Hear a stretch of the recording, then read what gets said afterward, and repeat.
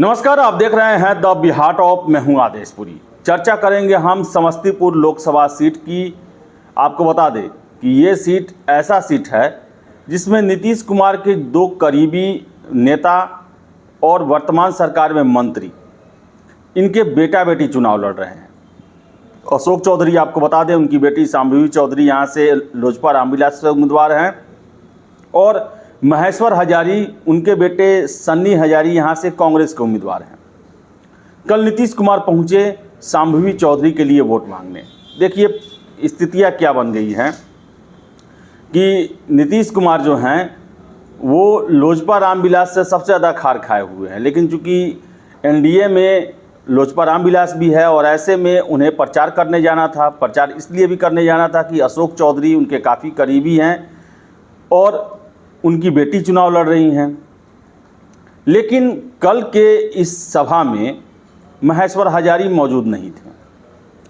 जब उनके बेटे ने कांग्रेस से टिकट उम्मीदवार बने थे तो महेश्वर हजारी ने कहा था कि बेटा जहां जाए, हम जो हैं वो नीतीश कुमार के साथ हैं, नीतीश कुमार से हम अलग नहीं हो सकते हैं। लेकिन कल का आप देखिए, कल का ये जो पिक्चर है इसमें कहीं भी महेश्वर हजारी नहीं दिख रहे हैं।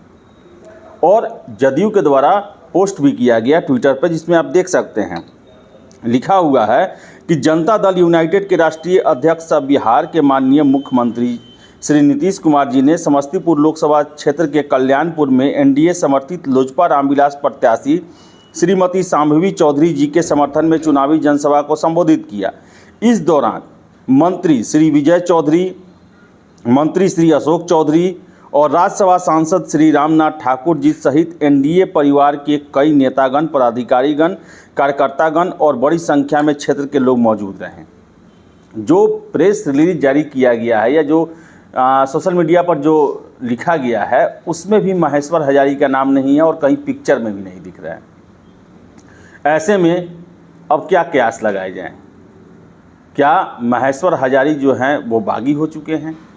हालांकि वो स्वीकार नहीं कर रहे हैं। सार्वजनिक रूप से उनका यही कहना है कि वो नीतीश के सिपाही हैं, नीतीश के जदयू के वो मेंबर हैं और उनकी सारी वफादारी, सहानुभूति जो है वो जदयू के साथ है।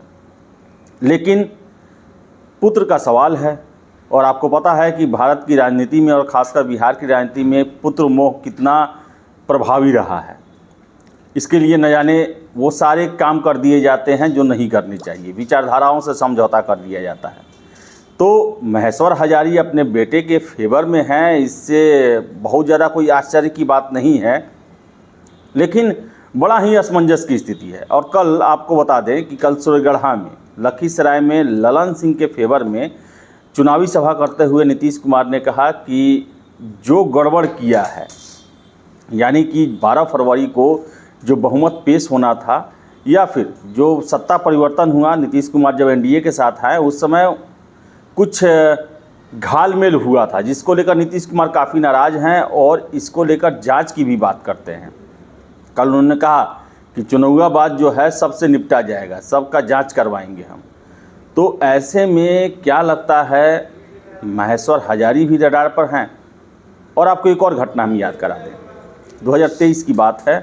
आपको याद होगा कि सुनील सिंह प्रकरण हुआ था, जब ग्रीष्मकालीन जो है वो मानसून सत्र चल रहा था। उस समय विधायक दल की बैठक हुई थी, विधान दल की बैठक हुई थी और उसमें नीतीश कुमार और सुनील सिंह जो कि आरजेडी के एमएलसी हैं, उनके बीच में काफ़ी बाताबाती हो गया था। लेकिन उस दौरान जो खबरें निकली थी कि सबसे पहले नीतीश कुमार ने महेश्वर हजारी पर ही अटैक किया था और ये कहा था कि आप क्या कर रहे हैं वो सब हम सबको पता है, सुधर जाइए। और इस दौरान आपको याद होगा कि उस समय जब नीतीश कुमार आरजेडी के साथ थे तब महेश्वर हजारी चिराग पासवान से बहुत मिलने जाते थे और उसका फ़ोटो भी सोशल मीडिया पर जारी होता था, जारी करते भी थे।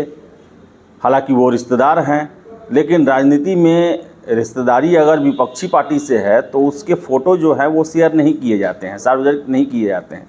और यही कारण था कि नीतीश कुमार जो हैं वो उनसे नाराज़ चल रहे थे। हालांकि सरकार बदलने के बाद उन्हें विधानसभा का उपाध्यक्ष हटाकर मंत्री भी बनाया गया, लेकिन समस्तीपुर लोकसभा सीट है और नीतीश कुमार लगातार मंचों से कह रहे हैं कि अब हम बीजेपी से कहीं अलग हटने वाले नहीं हैं। बीच में हम चले गए थे लेकिन अब नहीं जाने वाले, हर एक सभा में वो बोल रहे हैं। और ऐसे में महेश्वर हजारी के बारे में ये खबरें आ रही हैं कि वो अपने बेटा के फेवर में कार्य कर रहे हैं। और होता भी है, जो भी नेता हैं अगर उनके पुत्र जो हैं वो चुनाव में खड़ा हैं तो खुल के पिता के सामने आते हैं।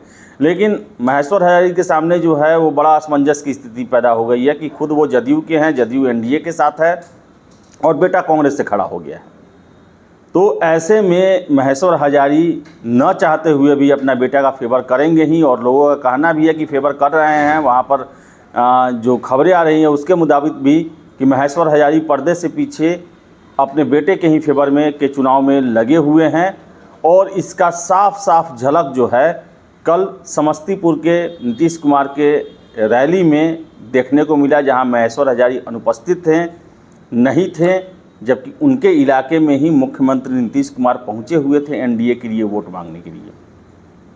तो नीतीश कुमार का ये कहना है कि चुनाव के बाद जो है जांच होगा, सब चीज़ पता लगाएंगे हम।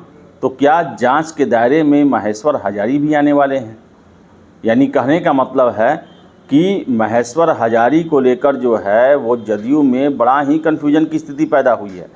और हो सकता है कि महेश्वर हजारी को लेकर जदयू में बड़ा उथल पुथल भी मच जाए, क्योंकि आपको बता दें जो अंदरूनी जो खबरें हैं, जो सूत्रों के हवाले से खबरें हैं कि जदयू का एक बहुत बड़ा धड़ा जो है वो महेश्वर हजारी के समर्थन में है, वो अशोक चौधरी के समर्थन में नहीं है। वजह है कि 2020 के विधानसभा चुनाव में जदयू को तीसरे नंबर की पार्टी बनाने में लोजपा रामविलास के चिराग पासवान का बहुत बड़ा हाथ था। लगभग 40 सीटों पर जदयू को हरवाने का काम चिराग पासवान के द्वारा किया गया और इसी कारण नीतीश कुमार की बिहार में स्थिति काफ़ी कमज़ोर हो गई, कमज़ोर मुख्यमंत्री के रूप में उनकी गिनती होने लगी।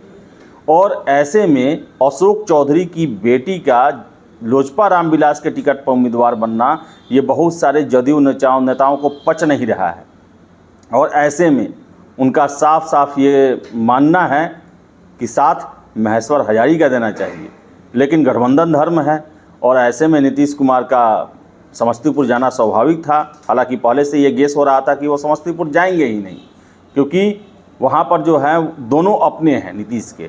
लेकिन नीतीश कुमार ने क्लियर कर दिया कि महेश्वर हजारी नहीं, अशोक चौधरी जो हैं वो ज़्यादा करीबी हैं, क्योंकि वो जदयू के नेता भी हैं और एक सहयोगी के उम्मीदवार के लिए प्रचार में जाना नीतीश कुमार की मजबूरी थी।